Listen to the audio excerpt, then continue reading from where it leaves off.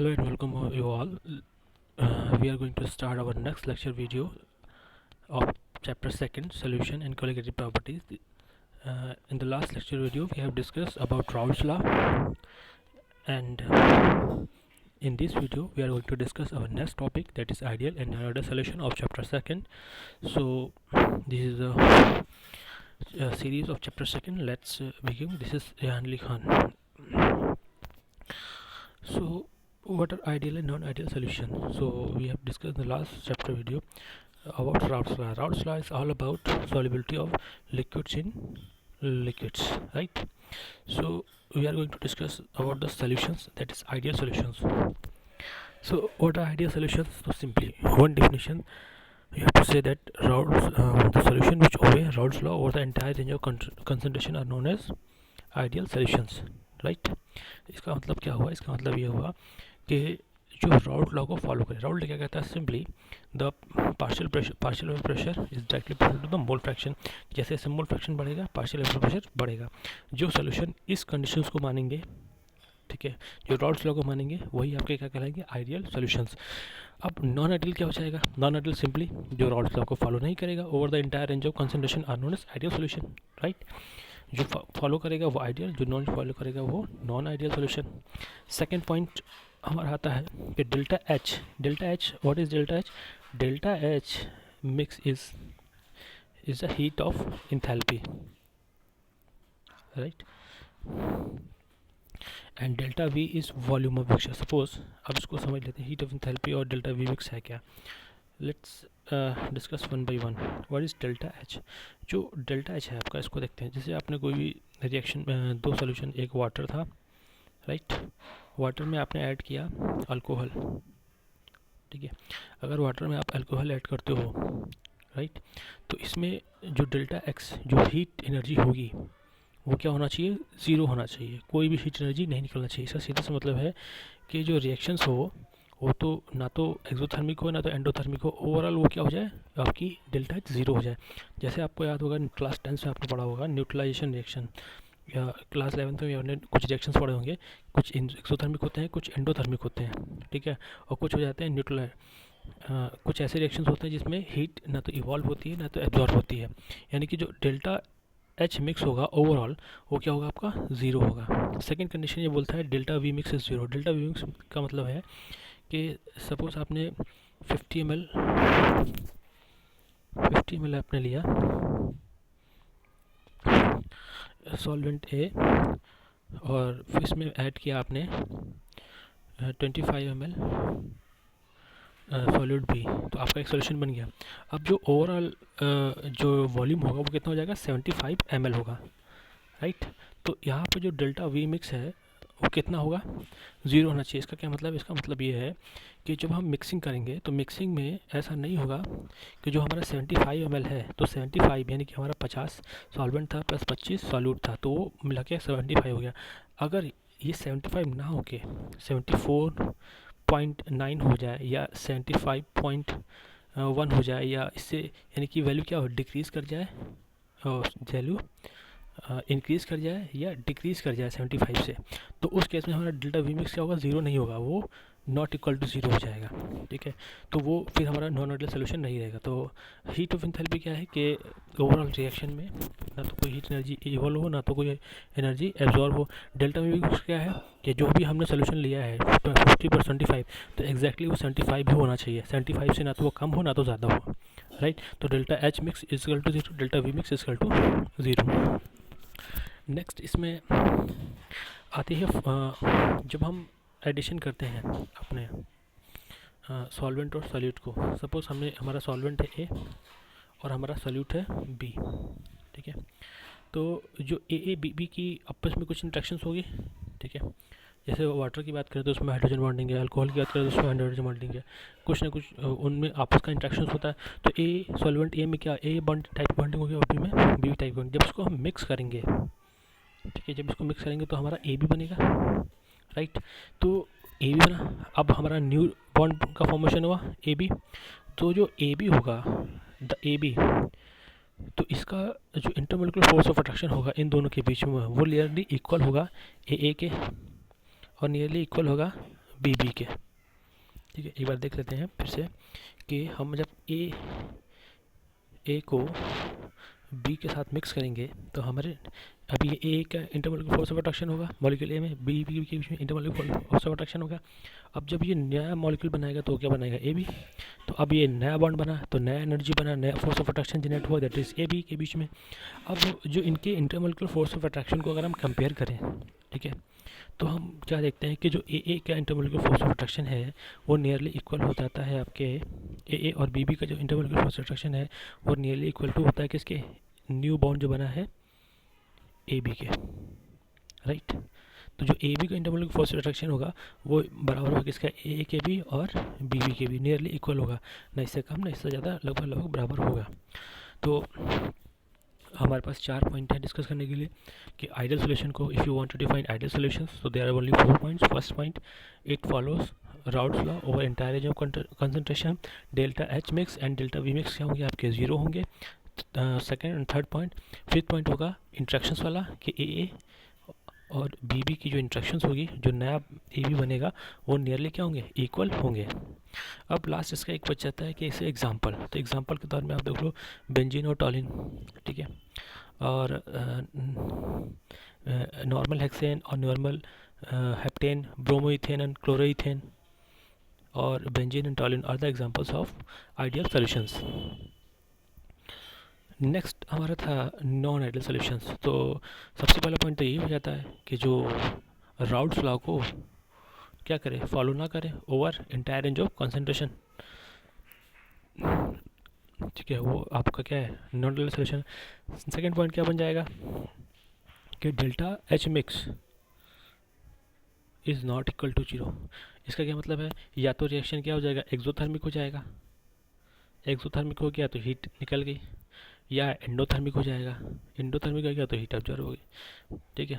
तो delta H mix उस case में क्या हो जाएगा, 0 नहीं रह पाएगा, not equal to 0। Next point है कि जो डेल्टा वी है वो भी क्या है, इक्वल टू 0 नहीं होगा। इसका क्या मतलब है, वॉल्यूम में चेंज देखने को मिलेगा। सपोज आपने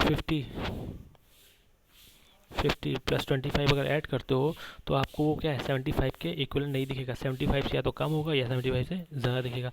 वो आपका केस हो जाएगा किसका, नॉन आइडियल का। अब जो नॉन आइडियल सोल्यूशन होते हैं ये भी दो कैटेगरी में कैटेगराइज किया गया है इसको, ठीक है। It is categorised in 2 categories. क्योंकि देखो जो वेपर एक्चुअली जो राउट्स लॉ है वो किस पे वर्क करता है, जो राउट्स लॉ है वो वर्क करता है किस पे, पार्शियल वेपर प्रेशर पे, और वो प्रोपोर्शनल होता है मोल फ्रैक्शन के, right. Routes law work on partial vapour pressure of the solution, sorry not नहीं होगा, पार्शियल वेपर प्रेशर, और वो डायरेक्टली प्रोपोर्शनल होता है किसके, मोल फ्रैक्शन के। तो राउट्स लॉ तो वर्क करता है पार्शियल वेपर प्रेशर के। तो अब जो आपके नॉन आइडियल सॉल्यूशंस होते हैं, ठीक है, वो भी क्या कहते हैं, 2 कैटेगरी में बटे हुए हैं। एक होता है ideal solution showing positive deviation, और दूसरा होता है नेगेटिव डेविएशन, राइट। तो there are 2 categories in which non ideal solutions are divided, positive deviation and negative deviation. तो अब सबसे 1 बाय 1 देखते हैं कि what are positive deviations from Raoult's law and what are negative deviations from Raoult's law. अब देखो जब आप नॉन आइडियल सॉल्यूशन जब आपका बनेगा, तो जब आपका आइडियल सॉल्यूशन बना था तो उसमें वेपर प्रेशर में कोई चेंज नहीं आया था, ठीक है, कोई भी चेंज आपको देखने को नहीं मिला था। अगर आइडियल सॉल्यूशंस की बात करें तो इसमें जो हमारा जो वेपर प्रेशर था उसमें कोई भी चेंज देखने को नहीं मिला था। बट जो नेगेटिव वाला केस है इसमें देखने को मिलेगा। अगर मिक्सिंग पे पार्शियल वेपर प्रेशर बढ़ गया, या सॉरी ये सिंबल नहीं, गलत हो गया, हाँ, पार्शियल वेपर प्रेशर बढ़ गया सॉल्यूशन का, या वो घट गया, अगर वो बढ़ गया या घट गया, क्योंकि जो आइडियल वाले केस में होगा वो ना तो बढ़ेगा ना तो घटेगा। अभी इसका भी रीज़न जानेंगे ऐसा क्यों होगा। बट नॉन आइडियल सॉल्यूशंस में जो पार्शियल वेपर प्रेशर होगा वो बढ़ेगा या घटेगा, क्योंकि जो फर्स्ट पॉइंट है वो क्या था हमारा कि वो राउट्स लॉ को फॉलो करेगा over the entire range of concentration. तो जब ये लाइन क्लियर हो गई कि वो फॉलो करेगा तो इसका मतलब पार्शियल प्रेशर में कोई चेंज नहीं आएगा आइडियल सोल्यूशन में, ये तो क्लियर हो गया था। पर नॉन आइडियल सोल्यूशन में फर्स्ट लाइन ही थी कि ये राउट लॉ को फॉलो नहीं कर रहा होगा। तो अगर वो फॉलो नहीं कर रहा होगा तो जो वेपर प्रेशर होगा या तो वो बढ़ रहा होगा या तो वो घट रहा होगा। 2 पॉइंट आएंगे सामने। अगर वो बढ़ रहा होगा, ठीक है, तो हम उसे बोलेंगे पॉजिटिव डेविएशन, ठीक है, क्योंकि हमारा वेपर प्रेशर बढ़ गया तो हमारे लिए तो अच्छा ही है। और अगर वो घट रहा होगा तो हम उसे बोलेंगे नेगेटिव डेविएशन, राइट। तो दो कैटेगरी में ये बटा हुआ है, positive deviation and negative deviation. So first we are going to discuss positive deviation.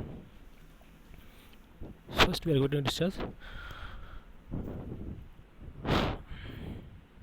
Positive deviation. अब देखो सारे पॉइंट्स हमने लगभग डिस्कस कर लिए हैं, अब हम पॉजिटिव डेविएशन पे बात करते हैं। अब जो इंटरमोलिकुलर फोर्स ऑफ अट्रैक्शन होगा in case of non ideal solutions, positive deviation जो शो कर रहे हैं, तो इसमें जो ए और बी का इंट्रैक्शंस होंगे, ठीक है। अब इनको जब मिक्स करेंगे तो ये नया इंट्रैक्शन बनाएंगे ए बी, राइट। तो जब सॉल्यूशन बनेगा तो इसमें जो ए का इंट्रैक्शन होगा वो ज़्यादा होगा किससे, ए बी से।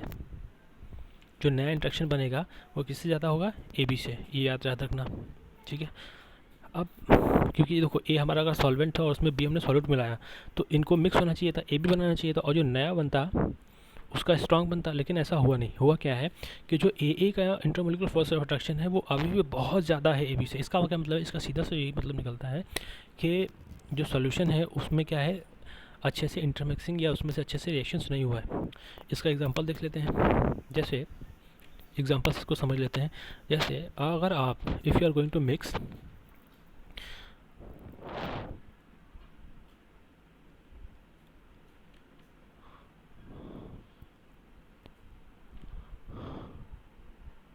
If you are going to mix ethanol and acetone, इसका एग्जांपल दिया है। तो इथेनॉल की अगर हम बात करें तो वो क्या होता है, C2H5OH, this is your ethanol, ठीक है। ये आपका इथेनॉल का स्ट्रक्चर फार्मूला है C2H5OH। और एसीटोन आपका होता है CH3C_O, शिट, फिर से लिख देते हैं C2H5OH। और एसीटोन आपका होता है CH3C_O ठीक है। This is your acetone. When we are going to mix ethanol and acetone, तो what we find that there is जो इस हम क्या ऑब्जर्व करते हैं, what you find, first of all जो इथेनॉल है, राइट, इथेनॉल में हाइड्रोजन बॉन्डिंग एग्जिस्ट करती है। अब हम इथेनॉल को थोड़ा देख लेते हैं एक बार। जो इथेनॉल है आपका, तो मैं C2H5 को क्या करता हूँ यहाँ पे, क्योंकि ये बहुत बार मुझे लिखना पड़ेगा, मैं इसको R लिख देता हूँ, ठीक है। C2H5 की जगह मैं अब R लिखूँगा, क्योंकि इससे मुझे स्ट्रक्चर बनाने में थोड़ा हेल्प मिल जाएगा। तो R, ठीक है, C2H5OH, राइट।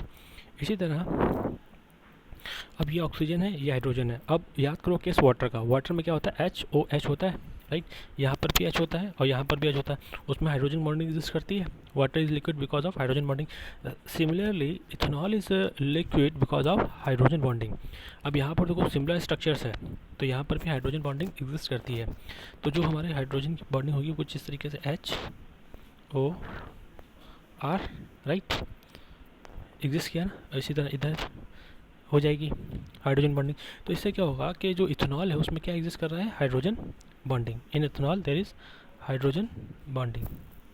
तो हाइड्रोजन बॉन्डिंग होने की वजह से क्या है कि ये लिक्विड फॉर्म में और काफ़ी ज़्यादा स्टेबल है। अब जब इसमें आप क्या मिक्स कर रहे हो, एसीटोन मिक्स कर रहे हो। एसीटोन का स्ट्रक्चर बना था CH3COH, तो जो एसीटोन है उसमें तो ऐसा कोई हाइड्रोजन बॉन्डिंग नहीं है, ठीक है। वो उसमें हाइड्रोजन बॉन्डिंग एग्जिस्ट नहीं कर रही है। और जब हम उसको इसमें मिक्स करते हैं तो होता क्या है कि इनके बीच जो स्पेसेस है, इसे ये खाली स्पेस दिख रहा है ना आपको,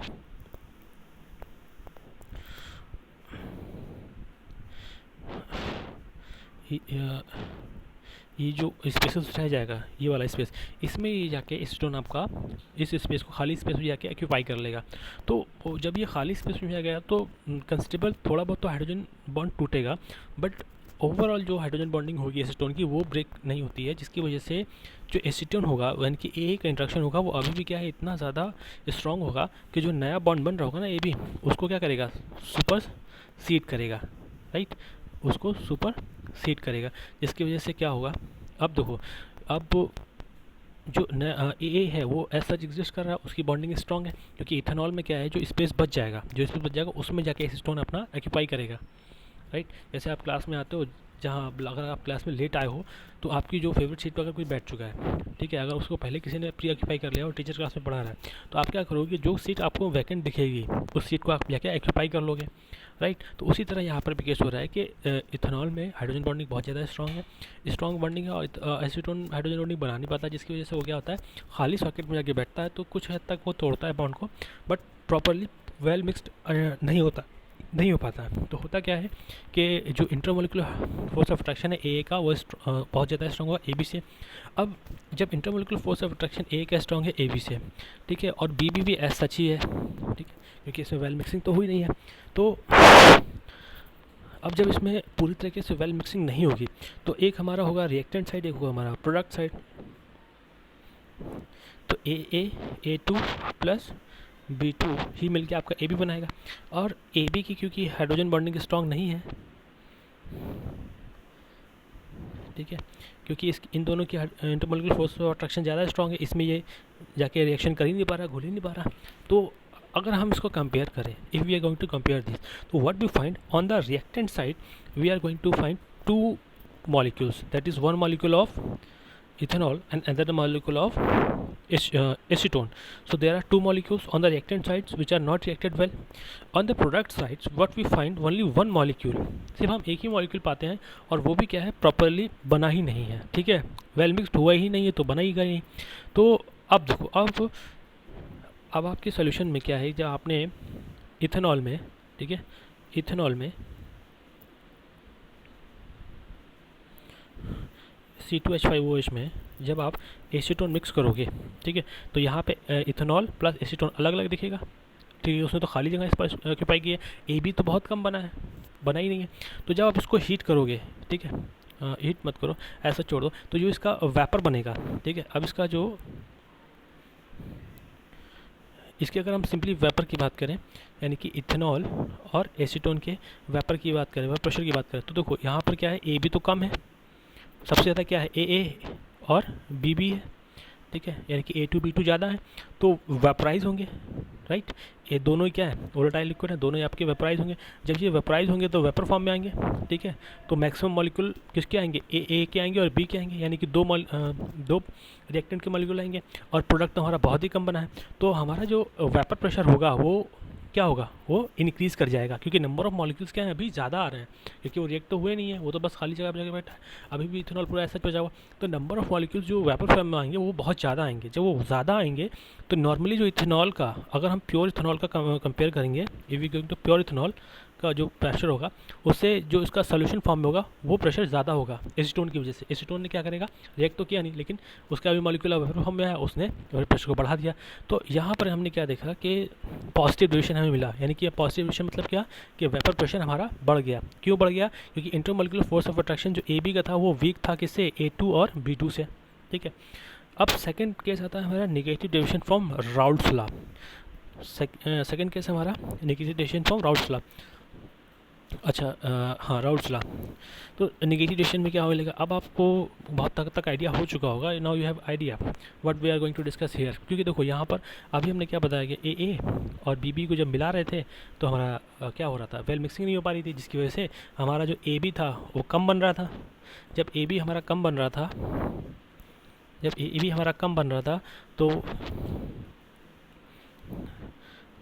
तो जब हमारा AB कम बन रहा था तो क्या था, इनका इंटरमोलिकुलर फोर्स ऑफ अट्रैक्शन ज़्यादा था, ये पॉजिटिव डिविजन शो कर रहे थे।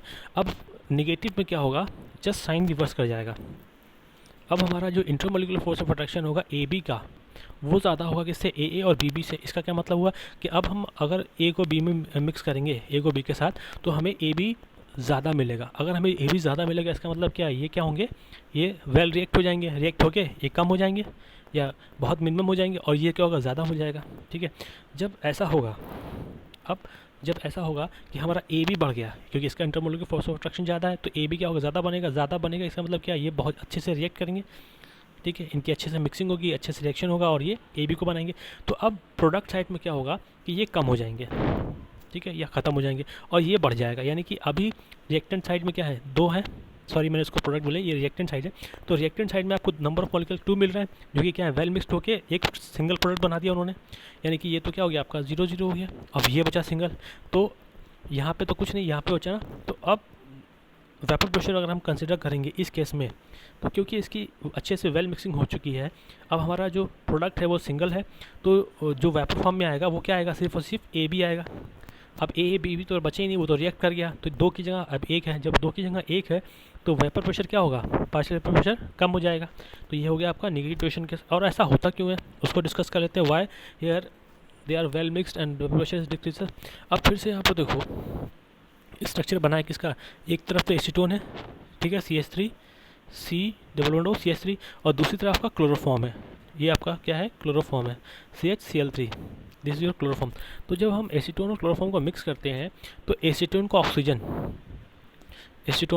ऑक्सीजन और क्लोरोफॉर्म का हाइड्रोजन मिलकर क्या बनाते हैं, हाइड्रोजन बॉन्डिंग बनाते हैं, ठीक है। क्योंकि देखो यहाँ पर क्या है ना, 3 क्लोरीन ग्रुप जुड़े हुए हैं, there are 3 chlorine groups attach to a carbon atom, और तीनों क्या है, इलेक्ट्रोनेगेटिव, और तीनों क्या है, इलेक्ट्रॉन की डेंसिटी को अपनी तरफ अटैक कर रहे होंगे। तो कार्बन पे क्या है कि बहुत ज़्यादा उसके जो इलेक्ट्रॉन होंगे ज़्यादा जोर पड़ रहा होगा, ठीक है, क्योंकि तीनों अपने इलेक्ट्रॉन को अगर अपनी तरफ खींच रहे हैं, इंडक्टिव इफेक्ट लगा रहे हैं, तो कार्बन क्या चाहेगा कि हाइड्रोजन से भी इलेक्ट्रॉन को अपनी तरफ खींचना चाहेगा, क्योंकि इंडक्टिव इफेक्ट बताया था 4 कार्बन तक काम करता है, चौथे कार्बन पे आके ख़त्म हो जाता है, ठीक है, 3 इलेक्ट्रॉन उस चौथे पे लगभग ख़त्म हो जाता है। तो यहाँ पे तो ये फर्स्ट कार्बन पे ही है, तो यहाँ पे क्या इलेक्ट्रॉन इधर जाएगा, तो हाइड्रोजन पे क्या होगा, पार्शियल पॉजिटिव चार्ज क्रिएट हो जाएगा हाइड्रोजन पे, और ऑक्सीजन पे तो पार्शियल नेगेटिव होता ही है। तो ये क्या करेंगे, आपस में हाइड्रोजन बॉन्ड बना लेंगे। तो जब इनका हाइड्रोजन बॉन्ड बन जाएगा तो ये क्या है कि आपका क्लोरोफॉर्म एसीटोन क्या है, वेल मिक्स हो जाएंगे। तो अब अगर एसीटोन आपका ए है और क्लोरोफॉर्म आपका बी है, तो रिएक्शन करके क्या बना लिया इन्होंने, ए बी बना लिया, और ए बी में intermolecular force of attraction in दोनों से ज़्यादा है, क्योंकि ये दोनों क्या है, सिंगल प्रोडक्ट बना रहे हैं। जब ये सिंगल प्रोडक्ट बना रहे हैं, अब ए और बी का एग्जिस्टेंस खत्म हो गया, सिर्फ वो सिंगल प्रोडक्ट बना। जब ये सिंगल प्रोडक्ट बना तो इनका ऑटोमेटिकली क्या होगा कि ए और बी मिलकर अब एक प्रोडक्ट बनाएंगे ए बी, तो मॉलिक्यूलर फोर्स ऑफ जो आपका पार्शियल प्रेशर है वो क्या हो जाएगा, कम हो जाएगा। तो ये हो गया आपका नेगेटिव डेविएशन। इसमें और भी एग्जांपल होंगे, वो आप देख लेना, जैसे फिनॉल और एनिलीन का, ये आपका फिनॉल और एनिलीन का एग्जांपल है, ये भी नेगेटिव डेविएशन में आता है। तो फिनॉल क्या है आपका OH, और एनिलीन आपका क्या होता है NH, और फिर एक रिंग जुड़ी होती है उससे भी, ठीक है। तो यहाँ पर भी इस तरह से एक हाइड्रोजन बॉन्ड बनती है। तो C6H, ये आपका C6H5OH फिनॉल है, और C6H5NH2 आपका एनिलीन है, जिसके बीच में हाइड्रोजन बॉन्डिंग बनती है। तो एक एग्जांपल याद रखना, बहुत उससे ज़्यादा एग्जांपल की ज़रूरत हमें नहीं पड़ती है। नेक्स्ट कैटेगरी हमारी आती है एजियोट्रॉप्स। अब ये एजियोट्रॉप्स क्या होते हैं, ठीक है, what are azeotropic mixtures? So we are going to discuss this in a separate video, so we are going to end this video here.